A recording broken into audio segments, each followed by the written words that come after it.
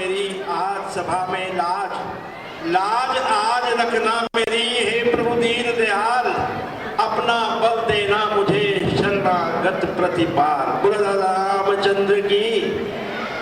सर्वप्रथम मैं JM international school के जो चेयरमैन हैं मेरे छोटे भ्राता प्रदीप कौशिक जी को साधुवाद कि जो आज के युवा को हमें संस्कार देना है। मैं निरंतर कई महीनों से देख रहा हूँ, इनके 5 या 6 स्कूल के कार्यक्रम में जा चुका हूँ। जो संस्कार की नींव प्रदीप कौशिक जी अपने विद्यार्थियों के अंदर डाल रहे हैं, उसकी जितनी भी तारीफ की जाए, सराहना की जाए, वो कम है। आज प्रातः एक किसी छोटे स्कूल के अंदर मुझे जाना हुआ, वहाँ पर उनका वार्षिक सम्मेलन था। मैंने वहाँ के बच्चों से कुछ प्रश्न पूछे। चंदोक साहब, आपके मतलब की बात कर रहा हूँ। मैंने पूछा कि रामायण कितनी है, उनको नहीं मालूम था। मैंने कहा लगभग 300 रामायण है। मैंने पूछा उपनिषद कितने हैं, किसी बच्चे को नहीं मालूम। मैंने बोला बेटे 108 उपनिषद हैं। मैंने पूछा कि गीता कितनी है, बच्चों ने बोला जी 1। मैंने बोला बेटे लगभग 300 गीता हैं। मैंने पूछा उनसे वेद कितने हैं, तो उन्होंने बोला 4। मैंने कहा अति उत्तम, लेकिन आयुर्वेद को भी हम वेद मानते हैं। तो इस प्रकार मैंने उनसे बहुत सारे प्रश्न पूछे। उनसे पूछा कि हम आरती करते हैं ओम जय जगदीश आरे, ये किसने लिखी है? ना किसी अध्यापक को मालूम था, ना किसी विद्यार्थी को मालूम था, ना मैनेजमेंट को मालूम था। जबकि हमें ये लगभग 170 साल पूर्व पंडित धर्मचंद जी शर्मा फिलोर वाले उन्होंने लिखी थी। हमारी आस्था का ये विषय है आरती। पूरे विश्व के अंदर 205 देश हैं, प्राय हर देश में आपको कोई ना कोई भारतीय मिलेगा।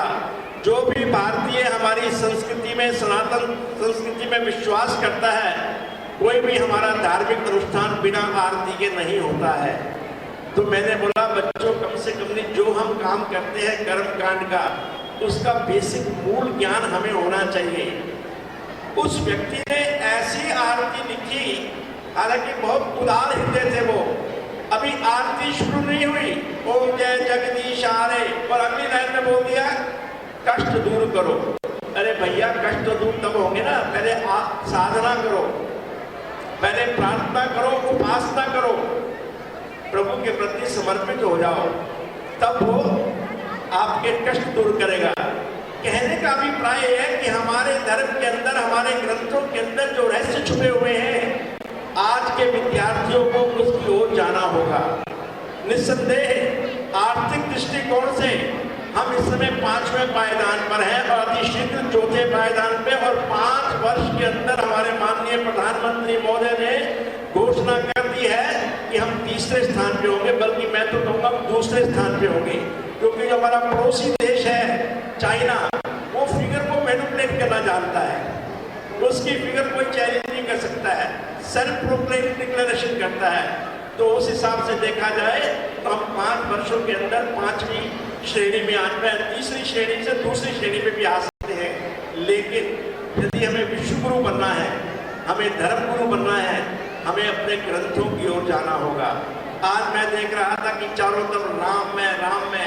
मैं भाग्यशाली हूँ। स्वामी जी को मैंने बताया था कि स्वामी जी, मुझे भी अयोध्या जाने का 15 दिन पूर्व अवसर मिला। मैं भाग्यशाली हूँ, 2 बार होकर के आया हूँ, रामलला के दर्शन भी करके आया हूँ। लेकिन वहाँ जाने के बाद मेरे संधी साहब बोले कि सीकरी जी, मैं तो मंदिर कभी जाता नहीं हूँ। मैं जिंदगी के अंदर पहली बारी 22 जनवरी को गया था।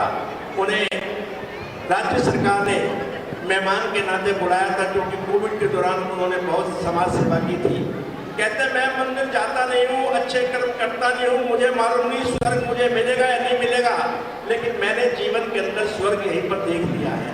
जब अयोध्या के अंदर गए 22 जनवरी को, जब वहाँ का उन्होंने विराट कार्यक्रम देखा, वहाँ की आबो हवा, वहाँ का वातावरण, वहाँ की सकारात्मक तरंगे देखी तो कहते हैं मन गदगद हो गया।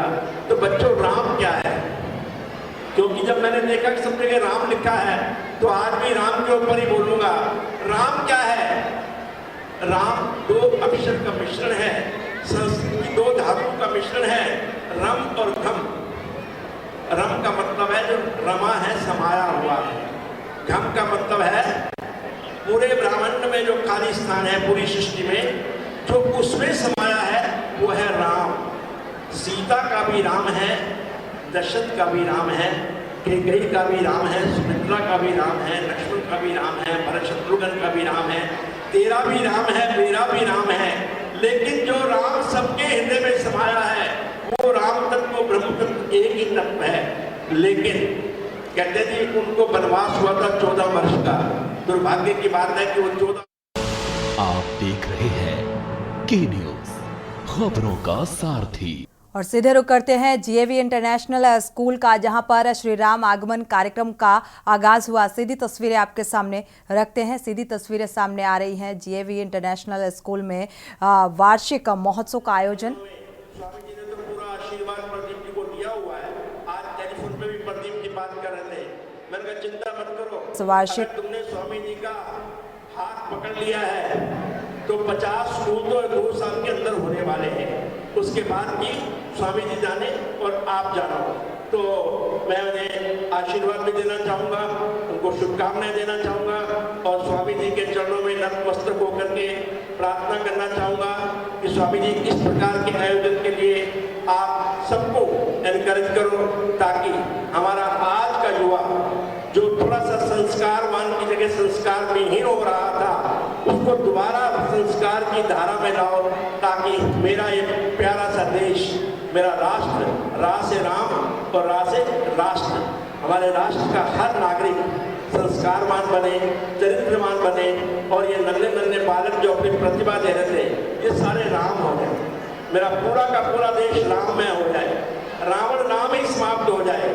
क्योंकि जहाँ हालांकि सुमति कुमति सब के उड़ रहे हैं, ये भी कहा तुलसीदास जी ने, सबके मन के अंदर सुमति भी है, कुमति भी है। लेकिन यदि हमें आशीर्वाद मिल जाए महाराज श्री का तो हम कुमति को विचार हटा करके सुमति स्वीकार कर सकते हैं।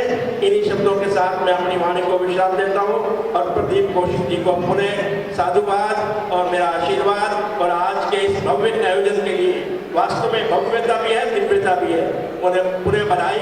बोलो जय सिया राम, जय जय सिया राम, जय जय सिया राम। बहुत बहुत धन्यवाद। राज्य आ रहे हैं माइक में बोलने के लिए।